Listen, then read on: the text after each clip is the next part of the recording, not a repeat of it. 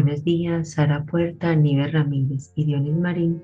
Les vamos a hablar hoy acerca del principio de legalidad, taxatividad, determinación o también conocido como intervención legalizada, según el cual no hay delito sin sanción penal y dichos delitos no deben estar consagrados en la ley penal vigentes en el tiempo de la comisión del hecho. Entonces, el principio de legalidad nace pues por la necesidad del hombre de lograr la protección de sus derechos.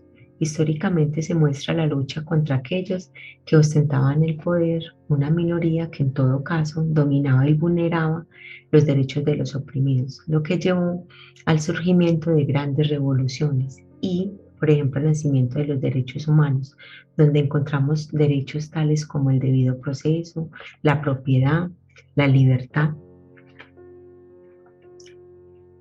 Uno de los grandes problemas que se dio para ese entonces, digamos en la época de la Ilustración, fue cómo se debía reaccionar efectivamente contra la arbitrariedad del poder político. Se pensó entonces que uno de los mejores instrumentos era supeditar el ejercicio del poder a un ordenamiento del derecho positivo, lo que suponía reconsiderar pues el mundo político, las estructuras sociales de las concesiones jurídicas. Fue más o menos por allá en el siglo XVIII y siglo XIX que se inspiró el principio de legalidad, que nos llevó a la revisión de los modelos que acabamos de hablar y donde una de sus principales características es la seguridad jurídica que deriva de la exigencia de una descripción inequívoca y exhaustiva de los comportamientos susceptibles del reproche penal.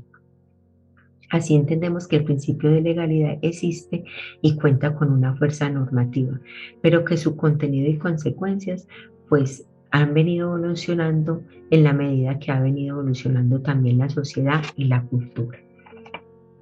Es así como podríamos concluir para determinar qué es el concepto y la introducción del principio de legalidad, que este principio es considerado como el postulado fundamental que cumple una eminente función de garantía jurídica para los ciudadanos frente al poder punitivo del Estado.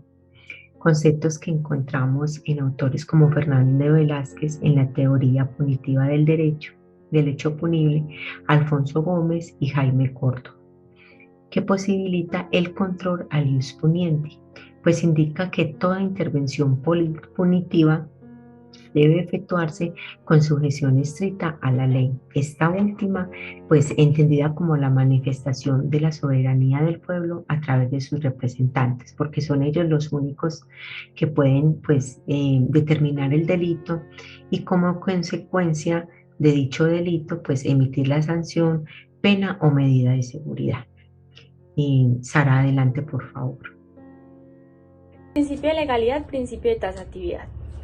El principio de tasatividad puede definirse como la exigencia de que los textos en los que se recogen las normas sancionadoras describan con suficiente precisión qué conductas están prohibidas y qué sanciones se impondrán a quienes incurran en ellas.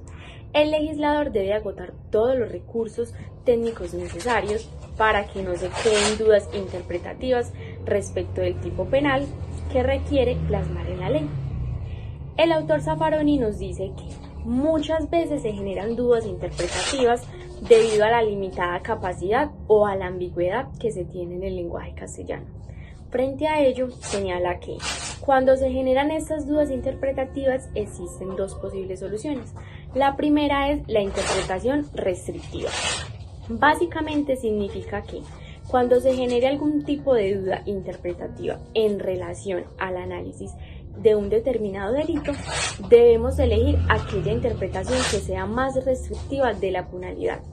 Esto quiere decir, en caso de duda tenemos que estar a favor del reo, elegir o utilizar aquella interpretación que sea más favorable para la persona perseguida penalmente. Luego tenemos la segunda que nos dice, cuando la descripción legal que establece el legislador, cuando la fórmula que utiliza es muy engorrosa y por ende genera muchas dudas interpretativas que ni siquiera la interpretación restrictiva de la punibilidad solucionaría el problema de la capacidad lingüística que tiene el lenguaje castellano, el autor nos dice que se debe de declarar la inconstitucionalidad de la ley, teniendo en cuenta la gravedad de esta posibilidad. Y es ahí cuando el autor nos dice que debemos de hacer una especie de ponderación. ¿Qué es peor? ¿Declarar inconstitucional una ley o dejar esa ley engorrosa? Y solamente cuando sea más grave dejar esa ley engorrosa, debemos declarar la inconstitucionalidad de la misma. En conclusión, Zaffaroni nos muestra que los principios deben de buscar o deben de perseguir la idea de limitar el poder punitivo del Estado, porque muchas veces ese poder punitivo es utilizado de manera arbitraria o ilegítima. Continuando con la presentación, les hablo del proceso de legalidad en Colombia. Les leo esta parte que nos indica: el principio de legalidad en Colombia tiene su fundamento en la Constitución, que se ve representado en el preámbulo. El pueblo de Colombia, en ejercicio de su poder soberano, tiene la facultad de decretar, sancionar y promulgar. Por otro lado, el principio de legalidad implica que la ley debe definir de manera precisa y clara el acto, el hecho y la omisión que constituye el delito. Basándome en este significado, me remito a el artículo 6 de nuestro Código Penal, que nos indica: la legalidad, nadie podrá ser juzgado sino conforme a las leyes preexistentes al acto que le imputa, ante el juez o tribunal competente y con la observancia de la plenitud de las formas propias de cada juicio. La preexistencia de la norma también se aplica para el reenvío en materia de tipos penales en blanco. El principio de legalidad debe definirse de manera precisa, clara, al acto, el hecho y la omisión que constituye el delito, como decía anteriormente. También tengo un apartado que nos indica: el principio de legalidad indica que las conductas sancionables deben de estar descritas previamente en la norma, pues deben tener un fundamento legal.